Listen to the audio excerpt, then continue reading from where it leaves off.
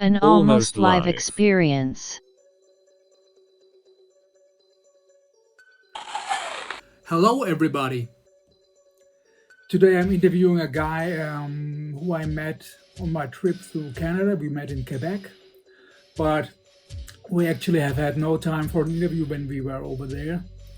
But it's the 21st century, we're doing it online. Hello, please introduce yourself. What is your name? Where are you coming from? And what is your profession? What are you doing for a living? My name is Ron. They know me as Vegas Ron on the Facebook community. I live in Las Vegas, Nevada. Welcome to my classroom. Best band in the world right there, Depeche Mode. Ron, how did you first become a fan of Depeche Mode? And when did this band get into your life? I graduated in 1989, so I had my choice of either going the hair band way, the Def Leppard, Ozzy Osbourne, Motley Crue, Poison, or I went, the Depeche Mode, The Cure, OMD, The Smiths, Thompson Twins, Culture Club, Billy Idol. I went that way. I also love the 80s very much. The 80s music, not everything about the 80s, but the music was amazing. My first taste of Depeche Mode was Black Celebration. Got into it, loved it. Then I went to Music for the Masses and Violator and kept going and kept going and kept going. So, that's how I got into Depeche Mode in my life, was basically through high school, and it was just they were everything to me in high school, and yeah. Where have you seen them on a North American leg? Which show did you enjoy the most? So this tour, Memento Mori, I went to Sacramento. I had to go to Sacramento because it was the first tour of the World Tour, first concert of the World Tour. And I also did the same thing with the last tour. With Spirit, I drove to Salt Lake City. It's like 5.5 hours, so it was crazy. I drove there and drove back, and then I went to work the next day. So that's dedication. You know what? The concerts were great. I went to, like I said, Sacramento, Las Vegas, and Quebec City. Probably the best out of all three, I want to say, was Quebec City. I think the energy was amazing. People were amazing. Just a great show. And Sacramento was also great. Fans came from everywhere, from Europe, from different parts of North America, from South America. And knowing, Depeche Mode hasn't been on tour in so many years, Sacramento was great. Vegas was cool too. Like, I'm from Vegas, it was great. What was your favorite song that the band performed live, and why? Well, for this tour, I would definitely go Condemnation. I was very lucky in Quebec City, thanks to so many wonderful people, that I got to be right in front of the catwalk. So if the catwalk is here, I'm literally right in front of the catwalk. So I got to see Martin and Dave sing, sing right in front of me, and that was just amazing because I love Condemnation. I love SoFad.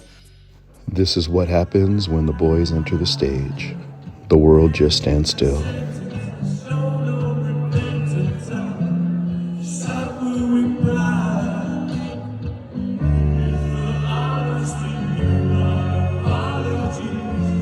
So that was just an amazing opportunity. Which songs would you like to perform them live on the ongoing Memento Mori tour? I prefer the old songs. I would love for them to sing songs like Blasphemous Rumors, 2 Minute Warning, Here's the House. There's so many songs that they could sing, from Construction Time Again to Black Celebration to A Broken Frame. There's just so many songs that they could do that I would love to hear, but they have so many songs in their catalog. I know they're not going to make everyone happy, but I sure hope on this European leg, or the leg number 2 for North American leg, that they just add some older songs, because I think we're craving that. But that was great hearing them sing Condemnation. Did you meet any other Depeche Mode fans during your trip?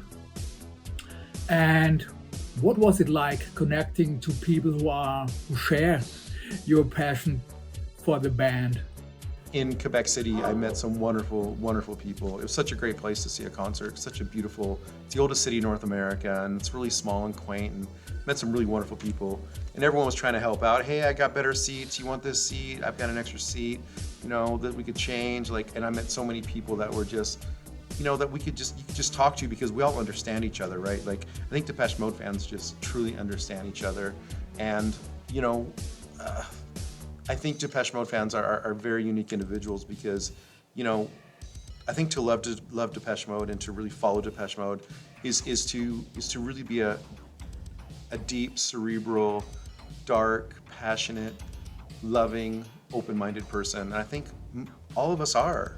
We have those values, And so we have a lot in common. So I got to meet some really wonderful people. Also met some people who did some pre-parties and after parties. And thank you to Natalie in Quebec City for allowing me to see Depeche Mode in Quebec. So merci beaucoup à toi, Nathalie. So it's always great to get to meet people from the Depeche Mode fandom. Have you seen Depeche Mode before in other countries, like in a South American or European country? I've seen Depeche Mode in other countries. My first time I saw Depeche Mode was the Tour of Universe in southern France in the city of Carcassonne. I think they were playing on a Sunday, and I decided to hop on a plane on Thursday and just go to southern France because I love Carcassonne. It's a beautiful, medieval walled city, and it's got a beautiful castle, and it's just amazing. I've also seen SoFad in Paris. I've seen SoFad in Lille. These are both in France. So those were just great memories. Seeing Depeche Mode, especially the SoFad tour in Paris, in Bercy, was just amazing. Ron, where would you like to see Depeche Mode in the future? You know, my desire was to see Depeche Mode at Madison Square Garden in New York City, and I did. What about you?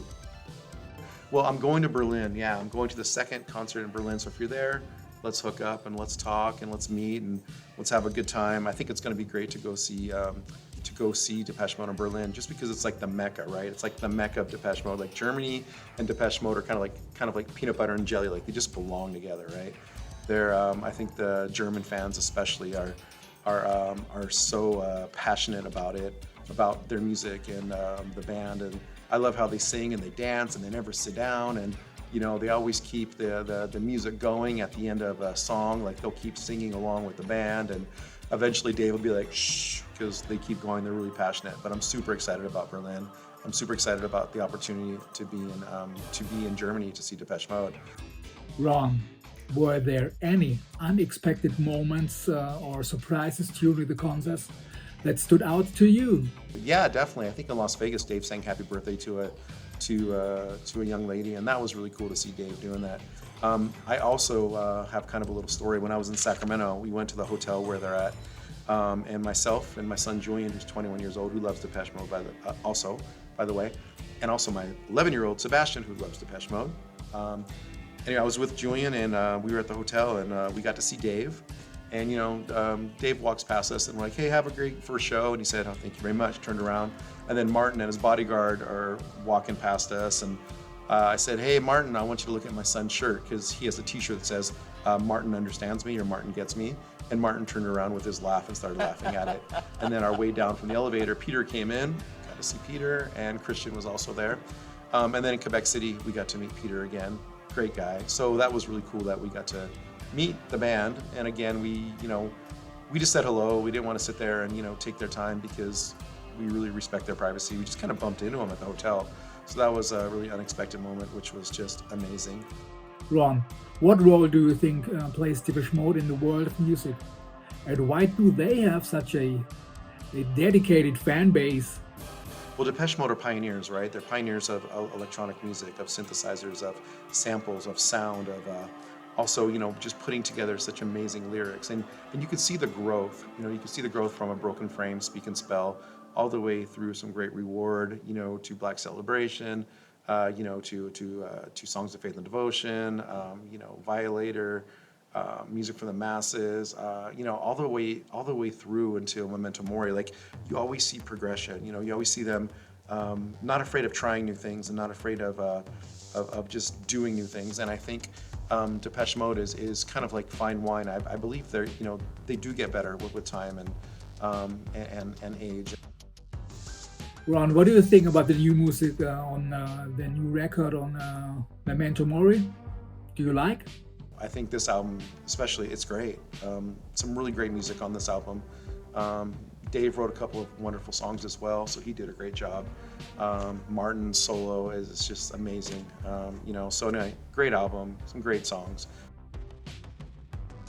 Do you think that Depeche Mode influenced other bands? And then as for other bands, you can see other bands are influenced through Depeche Mode, from Linkin Park to The Killers. So many bands that play electronic music today are definitely influenced by Depeche Mode, and they look at them as like role models, look at them as pioneers. they try to not necessarily emulate their sound, but try to be like, what, Depeche Mode did it back in the early 80s with such limited technology, and their music was so awesome. What do you think about their established range of 4 years to release a new Depeche Mode record? And through the pandemic, it was even more.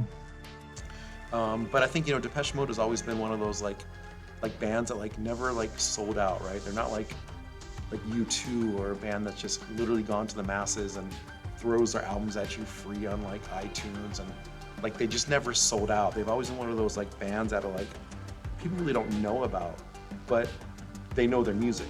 So it's been one of those bands that I really believe that they really just stuck to their true ways, and they've always been really humble. And I believe Depeche Mode never thought they would like be this like massive band that would eventually get into the like Rock and Roll Hall of Fame and would get all these attributes, and get their music into cinema and movies. And Yeah, I think Depeche Mode is the most popular underground band in the world. What do you think makes Depeche Mode such a unique band? I think there's a lot of musicians and bands that definitely love Depeche Mode and try to learn from them and see what they could do, and adding samples and different kinds of instruments and different kind of music and different kind of beats and everything. But I think one thing that's very unique about Depeche Mode especially is that Martin Gore's lyrics. I think he's so cerebral, he's so intelligent. He writes stories and about love, death, drugs, alcohol, depression, war. His music, the lyrics he writes like really hits people in the soul, because a lot of us have gone through a lot of this turmoil and darkness and death and love and alcoholism and drugs and divorce. There's so many things he writes about that just really affects us. What do you think about today's music?